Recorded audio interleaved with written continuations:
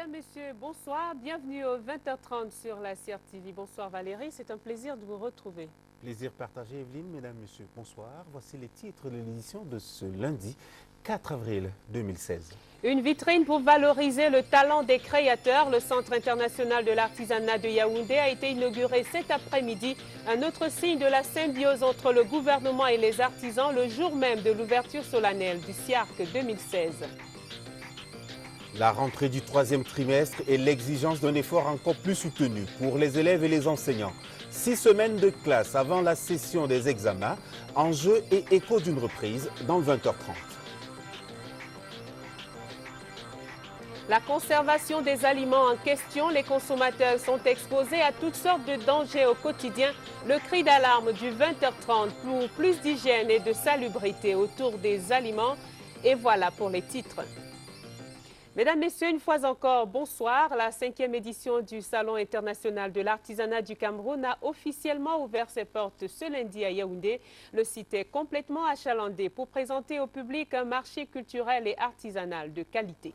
Pour la circonstance, une quinzaine de membres du gouvernement, de personnalités politiques et diplomatiques ont fait le déplacement du Palais des Congrès et de la Foire de Tinga. La cérémonie était présidée par le président du Conseil économique et social représentant le chef de l'État. Le reportage de Mélanie Betebe. Voilà quelques sonorités qui ont rythmé ce lundi matin. L'ouverture officielle de la 5e édition du Salon international de l'artisanat du Cameroun. De manière inédite, le maître de cérémonie cette fois avait pour nom Ayang Luc, le président du Conseil économique et social. Pas de discours ni de parade, juste la coupure du ruban symbolique. Suivra la visite de stands, notamment ceux des pays invités et les pavillons des 10 régions du Cameroun. Des régions qui rivalisent d'adresse, chacune exposant le meilleur de son cru. Nos meubles sont faits avec des souches d'arbres. Nous avons aussi fait dans le recyclage. Ici, nous avons un lit qui est fait à base de plastique recyclé. À l'extrême nord, on travaille sur la peau. Nous avons aussi dans l'agroalimentaire, un peu dans la broderie, dans la maroquinerie et dans le tissage. Je suis là, représentant la région de l'Adamawa. On est là avec les vêtements. On a aussi le vêtement en peau, en cuir. On a transformé le pouf dans une innovation avec le bouteille en plastique. C'est la paille avec laquelle nous construisons les palais royaux de chez nous, c'est-à-dire le lamida et les chefferies de Belaka. Cet artisan venu de la région de l'Adamawa a raison de nourrir la certitude d'être primé. Parce que cette fois, comme les fois précédentes, les meilleurs artisans du SIAC seront récompensés. Chaque artisan dans les 10 régions du Cameroun a fait un effort, non seulement pour que le produit qu'il présente soit d'excellente qualité, mais pour que la mise en valeur du produit aussi suive. Un jury circule pour repérer les choses les plus pertinentes et primer l'excellence camerounaise. Cette 5e édition du Salon international de l'artisanat du Cameroun regroupe 350 artisans du terroir et des délégations étrangères installées sur 600 stands. Ils ont jusqu'au 9 avril pour attirer les regards et si possible vendre et faire ainsi de bonnes affaires. Des artisans qui ont eu une seconde raison de se sentir honorés aujourd'hui. Le Centre international de l'artisanat de Yaoundé a été inauguré.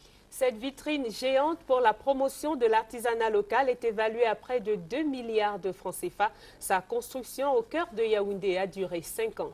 En inaugurant ce centre artisanal, le président du Conseil économique et social a salué le fruit du partenariat heureux entre la communauté urbaine de Yaoundé et le ministère des Petites et Moyennes Entreprises, de l'économie sociale et de l'artisanat. Le reportage de Daniel Menanga. Artisan au Cameroun et fier de l'être, Honorine confectionne ses chefs-d'œuvre à base d'écorce d'arbres dans son est natal. La mise sur pied du Centre international de l'artisanat de Yaoundé lui donne l'espoir d'exposer un jour ses œuvres aux yeux du monde. Chez nous, quand tu fais l'artisanat, on voit comme si c'est de la folie. Mais c'est quand tu commences à voir l'argent qui disent que c'est la magie maintenant. Donc nous pourrons exposer au Cameroun et dans le monde. Le dévoilement officiel de la vitrine des artisans, un moment inédit pour ce sculpteur congo-quinois. Chez nous, Le centre est en projet. Vous aidez à l'avance parce que vous avez déjà inauguré. L'idée vraiment est très géniale. Donc les étrangers peuvent venir des Européens, des Américains. Ils doivent savoir aussi le savoir-faire du peuple africain. Tous les artisans d'ici et des pays étrangers le ressentent. Le pas vers la modernité de l'artisanat est franchi. Et la mutation se consolide avec la fine fleur des artisans. Les gens qui seront dans le Centre international de l'artisanat sont des artisans qui au niveau national ont déjà une renommée. Ils paieront symboliquement un loyer. Un appel à l'excellence de l'État en ce jour d'inauguration de la structure mère des petites mains ingénieuses. Et déjà, le chef de l'État, par la voix de son représentant, encourage les artisans du pays, conscients de leur participation au développement du Cameroun. L'organigramme de la structure sera mis sur pied sous peu. Et déjà, l'on sait que les gouverneurs de chaque région seront à la tête de chaque centre international de l'artisanat. Le salon de l'artisanat se poursuit jusqu'à samedi prochain. Faites-y un tour, cela vaut bien le détour. À l'Assemblée nationale, 3 projets de loi examinés au fond pour les commissions des finances et du budget, des affaires étrangères, de la production et des échanges ont été présentés à la Chambre pour adoption aujourd'hui. La séance plénière était présidée par Kavaïegui Dibril, le président de la Chambre. Cette séance a également été marquée par des questions orales au gouvernement. Et sur le banc du gouvernement, le ministre des Finances et le ministre du Tourisme et des Loisirs. Le compte-rendu de Claristan.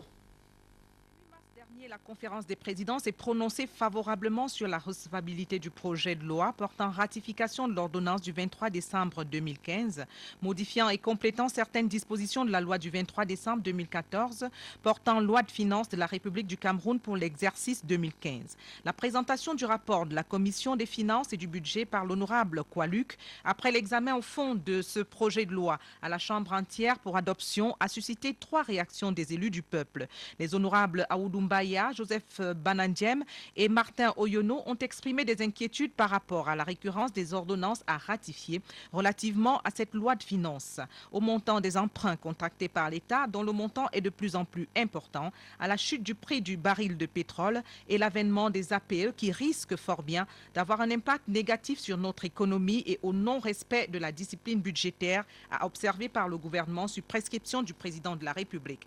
Le gouvernement, par la voix du ministre des Finances, Alamine Ousmane May, souscrit à la préoccupation de rigueur et de prudence qui doit encadrer l'action gouvernementale autour de l'exécution du budget de l'État. Les documents servent de cadrage et de boussole de l'action gouvernementale visant l'émergence du Cameroun en 2035, renchérira-t-il. Depuis quelques années, l'information statistique est devenue une ressource essentielle dans le processus d'intégration régionale et continentale entrepris par les États africains. La Chambre a ainsi adopté le projet de loi autorisant le président de la République a procédé à l'adhésion du Cameroun à la Charte africaine de la statistique, adoptée le 3 février 2009 à Addis Abeba en Éthiopie. Le 3e projet de loi adopté par les députés, dont le rapport a été présenté par l'honorable Joseph Hyacinthe Onakono au nom de la Commission de la production et des échanges, porte sur l'activité touristique et des loisirs au Cameroun. Le ministre d'État Maïgari Bello Bouba a souligné que le secteur touristique a été retenu parmi les 5 filières créatrices de croissance dans notre pays. La loi régissant l'activité touristique en vigueur au Cameroun a révélé des insuffisances qui n'étaient plus favorables aux opérateurs de ce secteur. Les modifications apportées à ce texte étaient donc plus que nécessaires. Quant à l'impact de l'action de Boko Haram sur l'activité touristique dans la région de l'extrême nord, c'est le sinistre.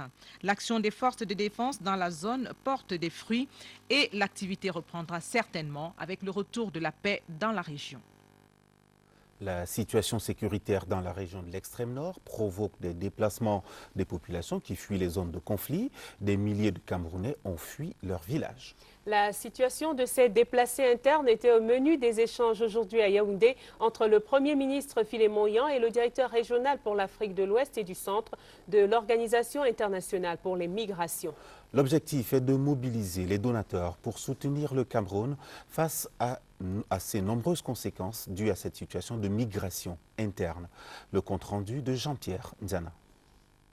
L'audience que le Premier ministre Philémon Yan accorde au directeur régional pour l'Afrique de l'Ouest et du Centre de l'Organisation internationale pour les migrations a tout à voir avec la situation des populations déplacées internes de l'extrême nord du Cameroun.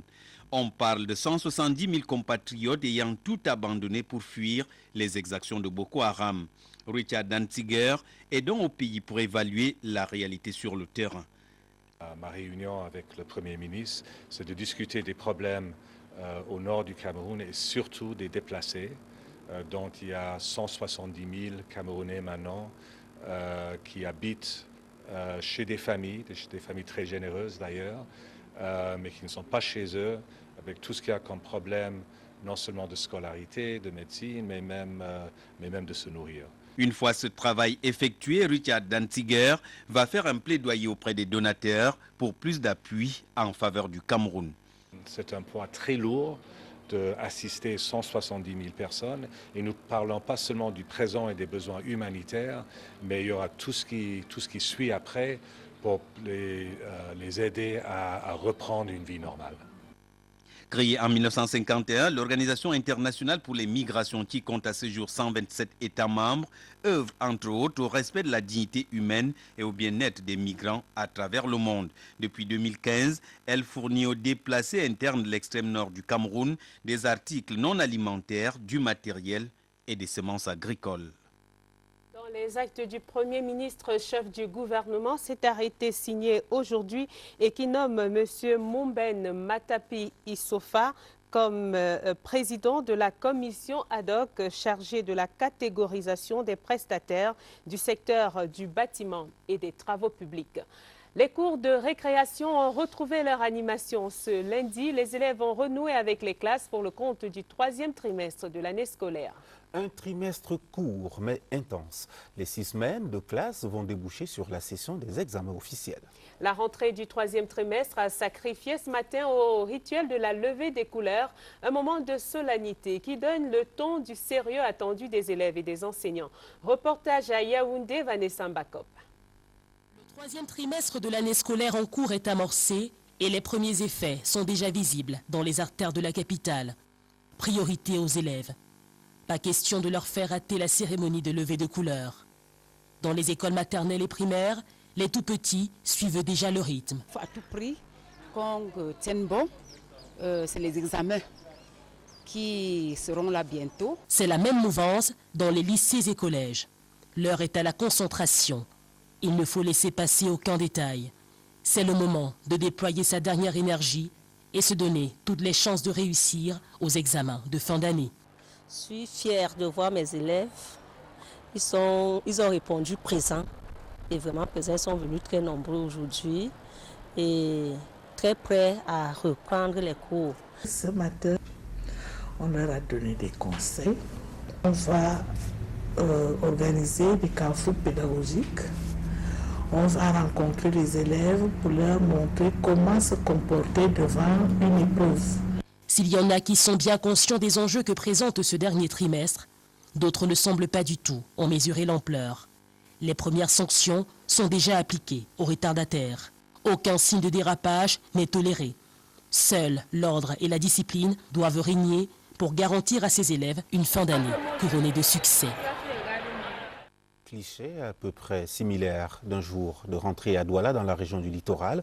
Le 3e trimestre est l'occasion ultime de se rattraper pour les élèves médiocres. Un dernier virage que chaque élève veut négocier avec le plus grand soin. Les effectifs affichaient complets dans les écoles, les collèges et les lycées de Douala ce matin. Reportage Marcel Ekassibile, CRTV Littoral. Les élèves du secondaire, primaire et de la maternelle ont démarré le 3e trimestre de l'année scolaire en cours. Un trimestre assez court, pourtant qualifié de tournant décisif. Les professeurs vont s'atteler à couvrir les programmes et on va renforcer également quelques techniques de révision. Certains élèves prévoient mettre les bouchées doubles pour se réajuster.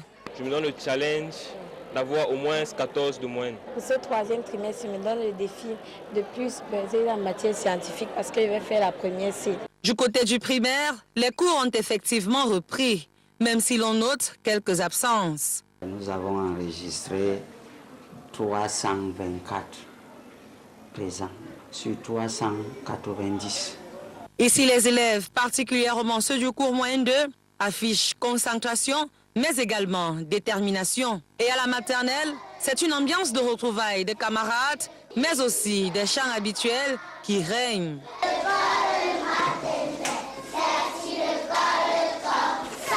Ici également, le 3e trimestre affiche un important programme. Il y a les TIC, on a l'expression orale, on a la langue écrite, l'éducation sensorielle, le graphisme, il y a beaucoup d'activités. Le dernier virage est donc amorcé et le compte à rebours pour les élèves des classes d'examen est véritablement lancé. Le cap est mis sur les examens de fin d'année à Boya, dans le sud-ouest du pays. Ce jour de rentrée scolaire du 3e trimestre est considéré comme une période préparatoire à cette échéance. Et les enseignants, les responsables d'établissement ne veulent pas se laisser surprendre. 6 semaines de classe, ce ne seront pas assez pour terminer les programmes. Il faudra donc travailler plus. Voici le reportage d'Alain Mebenga, CRTV Sud-Ouest. Au lycée classique de Boya, le calme apparent donne l'impression du vide. Dans les classes pourtant, les cours ont repris depuis la matinée. Les examens de fin d'année sont au cœur des préoccupations. Ce matin, on a commencé les cours. On a 24 sur 26 professeurs qui étaient dans le premier leçon. Donc, pour moi, à mon avis, c'était très effectif. À l'éducation de base, les enseignants sont accrochés au tableau en pleine récréation, tandis que les bambins savourent à l'extérieur le plaisir des retrouvailles. Évidemment, le train du 3e trimestre est en marche. Les élèves ont répondu présent, même le staff. Vous savez que ce trimestre, ce 3e trimestre est très court. Et c'est déterminant pour le succès ou bien pour l'échec. J'ai donné les instructions, comme d'habitude, aux inspecteurs d'arrondissement et aux délégués départementaux pour faire le tour des écoles. Le rapport parvenu des profondeurs de la région rassure. Les mesures prises par la hiérarchie portent ainsi des fruits. Quelques inquiétudes tout de même à Bakassi, notamment avec l'abondance des pluies qui suscite de gros ennuis. Le regard des autorités, heureusement, est optimiste. On essaie de sensibiliser des élèves et des professeurs, de voir que malgré la saison de pluie, il faut qu'ils prennent leur travail au sérieux. Mine de rien donc, la vitalité observée dans les cours d'école indique à suffisance l'effectivité de la rentrée. Parlons d'autre chose à présent. Combien sommes-nous à faire vraiment attention à notre hygiène alimentaire? Avons-nous toujours le bon réflexe face à ce que nous consommons? Des questions qui nous interpellent tous dans nos statuts de consommateurs. Beaucoup parmi nous ne font plus vraiment attention à ces fruits et légumes exposés aux mouches à longueur de journée.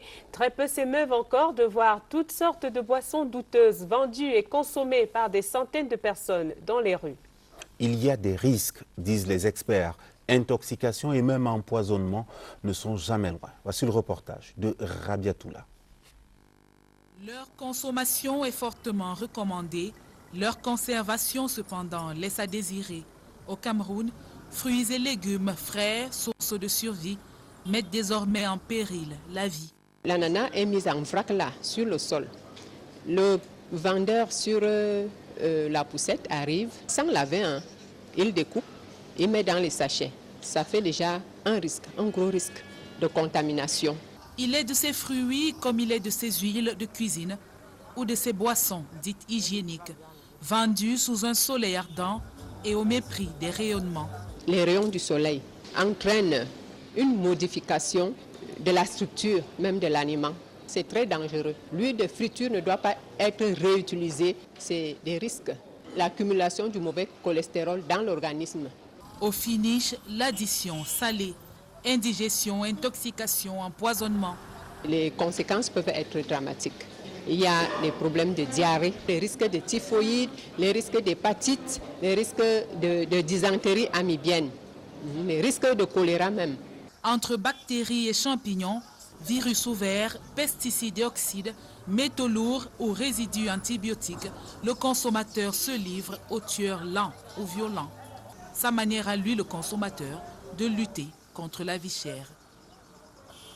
Il y a de Quoi perdre l'appétit? 4 audiences aujourd'hui au ministère des Relations extérieures. Le jeune Belambela a reçu une délégation de l'Union européenne, le délégué régional de l'Organisation internationale pour les migrants, l'ambassadeur du Japon et celui de la République centrafricaine. Le Japon apporte 6 milliards de francs CFA au Cameroun au titre de l'aide humanitaire aux victimes de Boko Haram. Le Cameroun contribue pour 1 milliard de francs CFA au redressement de la République centrafricaine. Également au menu de ces audiences, les questions migratoires. Voici le compte-rendu de Jean-Paul Pondo. La coopération entre le Cameroun et ses partenaires est sur une courbe ascendante. La preuve, les 4 audiences du ministre des Relations extérieures, le jeune Belambela. Maras Betty, ambassadeur de Centrafrique au Cameroun et porte-parole du groupe africain des ambassadeurs, est venu échanger sur les sujets majeurs de l'actualité nationale au Cameroun. Et le diplomate centrafricain n'a pas manqué d'afficher son satisfecit devant la magnanimité du Cameroun lors des grands rendez-vous politiques en RCA. N'eût été l'appui financier du gouvernement camerounais avec 1 milliard d'appui aux élections, nous n'aurions pas dû organiser le 2e tour des élections présidentielles et le premier tour des élections législatives. Quant à l'ambassadeur du Japon au Cameroun, l'apport de plus de 6 milliards de francs CFA de l'Empire du Soleil levant au Cameroun pour résorber la situation des réfugiés dans la zone de guerre et l'invitation du Cameroun à la TICAD, la conférence internationale de Tokyo sur le développement de l'Afrique, sont les sujets de l'audience. Les mouvements des populations dans le territoire national préoccupent l'Organisation internationale pour les migrants, OIM, dont le directeur régional a été reçu par le MINREX. Il y a 170 000 Camerounais déplacés dans l'extrême nord. Nous comptons appuyer le gouvernement ici, mais aussi faire appel aux partenaires pour mobiliser des ressources pour adresser ce problème. Les sujets d'actualité nationale ont aussi été la trame de fond de la rencontre MINREX, délégation de l'Union européenne, conduite par Françoise Collet. Le Cameroun veut mobiliser des ressources pour le financement de son économie. Une rencontre s'est ouverte aujourd'hui entre le gouvernement et les partenaires au développement. L'éligibilité à un appui budgétaire répond à certaines conditions. L'atelier de ce matin visait la formulation des actions à entreprendre. C'est le préalable à toute recherche de financement. Et pour animer cette plateforme d'échange, d'un côté la Banque mondiale, de l'autre le ministère de l'économie et celui des marchés publics. Voici le compte-rendu de Babadio Taïwe. L'économie camerounaise est en but à des chocs exogènes.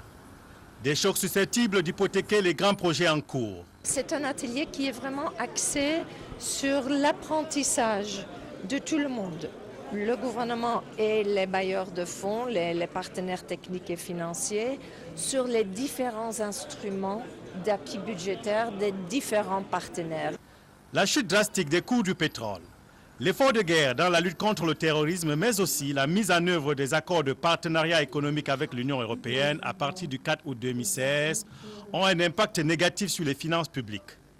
Paul Motazi recommande à cet effet l'identification des solutions pour limiter leur impact. Le FMI n'est pas en reste. Ce que nous faisons aujourd'hui, c'est de discuter des grandes options pour savoir comment on va continuer de financer les grands projets d'infrastructure dont a besoin le pays dans un cadre budgétaire qui est devenu plus difficile. En 2013, par exemple, la croissance économique du Cameroun était de plus de 5%, sa dette extérieure au-dessus de 12% du produit intérieur brut. En 2016, l'on attend un taux de croissance en baisse malgré la résilience de l'économie camerounaise à côté des autres pays de la CEMAC plus touchés. En revanche, l'incidence de la pauvreté au Cameroun stagne autour de 40% avec pour effet l'accroissement des inégalités. Les riches, les pauvres, plus pauvres.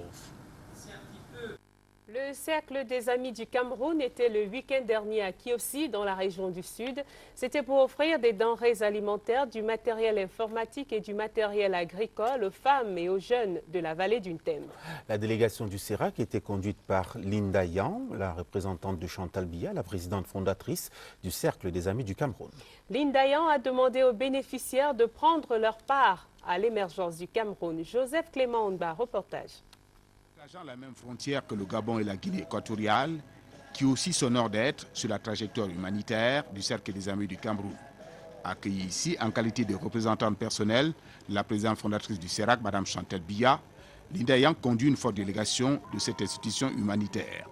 À l'esplanade, la tribune officielle à Kiossi, des dons du CERAC destinés aux femmes rurales, aux jeunes et aux personnes vulnérables de la vallée d'Untem. Le don spécial de Mme Chantal Biya enrichit un stock où on retrouve déjà des moulins à écraser, des pressoirs à huile, des porte-tout, des groupes électrogènes, du matériel informatique, des denrées alimentaires. Venus de Man, de Lamzeu, d'Ambam ou de Kiossi, les bénéficiaires reçoivent ces dons, les mains pleines de gratitude pour Mme Biya. C'est très important parce qu'on va multiplier le peu de dons qu'on avait et à plus progresser en avant. Merci. Comme elle nous a envoyé les pousses, les machines et d'autres choses, ça va nous permettre de faciliter la tâche. Mobilisation exceptionnelle des dames du CERAC. Venues du volet diplomatique et du volet national, ces dames sont mues par l'instinct humanitaire. Elles mettent en œuvre le plan d'action du CERAC pour 2016. Aucun obstacle n'arrête cette déferlante humanitaire de solidarité et de partage que Mme Chantal Biya conduit depuis plus de 20 ans. Les allocutions auront souligné la justesse d'un don, entrant en droite ligne des objectifs assignés au CERAC. Présence remarquée de l'ambassadeur du Cameroun en Guinée équatoriale, Lazare Mpouel Bala. Comme d'autres invités de marque, il savoure la richesse culturelle de la vallée d'Untem. Le mérite scolaire et académique récompensé dans le Oignon, 200 jeunes étudiants viennent de recevoir des bourses d'études à Messamena. L'élite du département réunie au sein de la dynamique communautaire inaugurait ainsi ses actions d'accompagnement des jeunes du Oignon, c'est dans la région de l'Est. Et la cérémonie de remise de ces bourses d'études était présidée par Ange-Michel Anguine. Voici le reportage de Serge Foisgué de retour de Messamena. Un diplôme, une reconnaissance, mais surtout une bourse d'excellence pour chaque jeune bachelier du département du Oignon, session 2015. 50 000 francs CFA à chaque lauréat, l'équivalent de la pension à l'université. 200 étudiants sont passés à la caisse.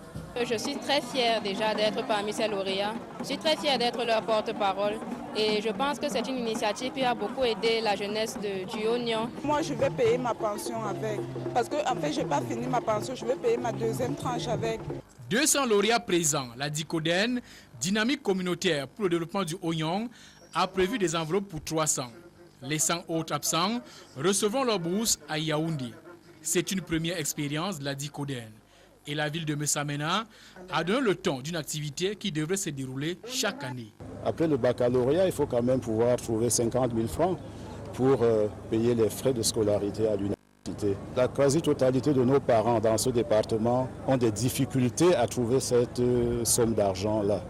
Et nous avons donc pensé qu'en mettant sur pied cette association qui a pour devise amour, fraternité, solidarité pour le développement, dans cette association, nous parlons avec le cœur. Nous avons pensé qu'il fallait accompagner nos jeunes.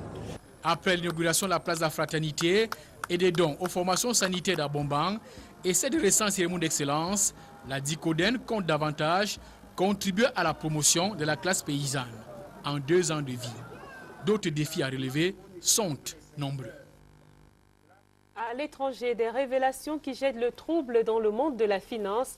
Des documents proviennent des archives d'un cabinet panaméen spécialisé dans la domiciliation des sociétés, dévoilent le monde opaque de la finance offshore et des paradis fiscaux. 128 responsables politiques et hauts fonctionnaires de premier rang sont concernés par cette affaire.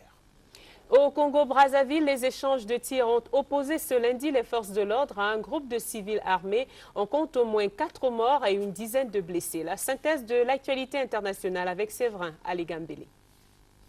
Les témoignages recueillis ici et là au Congo-Brazzaville indiquent que tout a débuté à Mayanga, l'un des quartiers sud de la capitale. Pendant 3 heures, les échanges de tirs ont opposé les forces de l'ordre à un groupe de civils armés, essentiellement des jeunes. Le gouvernement, dans un communiqué, accuse les anciens miliciens d'être à l'origine de cette montée de violence et annonce avoir lancé des investigations sur les combats de la nuit. Ces attaques interviennent alors que la Cour constitutionnelle s'apprête à se prononcer sur les résultats de l'élection présidentielle. Si ceux-ci sont validés, Denis Sassou Nguesso sera réélu pour un nouveau mandat de 5 ans. Toutefois, 5 candidats de l'opposition ont appelé la population a contesté le scrutin par des voies légales et pacifiques. Une affaire qui fait déjà beaucoup de bruit. Un quotidien allemand et 106 autres rédactions dans 76 pays, coordonnées par le Consortium international des journalistes d'investigation, ont eu accès à 11,5 millions de fichiers provenant des archives d'un cabinet panaméen spécialiste de la domiciliation des sociétés offshore entre 1977 et 2015. Ces documents, pour la première fois révélés, jettent une lumière sur le monde opaque de la finance et des paradis fiscaux. Au moins 168 responsables politiques et hauts fonctionnaires de premier plan du monde sont concernés par cette affaire. Ils auraient recouru à un montage offshore pour dissimuler leurs actifs. C'est le cas également des milliers d'anonymes, de grands noms du sport, des célébrités ou des personnalités sous le coup des sanctions internationales. En sport, l'Organisation des Nations Unies, en communion avec la communauté internationale, a institué le 6 avril de chaque année comme Journée internationale du sport pour la paix. En prélude à l'événement, Ahmad Kalkaba Malboum, le président du Comité national olympique camerounais, donne une conférence de presse demain ici à Yaoundé. Mais c'est aussi l'occasion pour la rédaction de décrypter les concepts de paix et de développement qui en découlent. Voici le décryptage de Charlie Mérinos Liatou.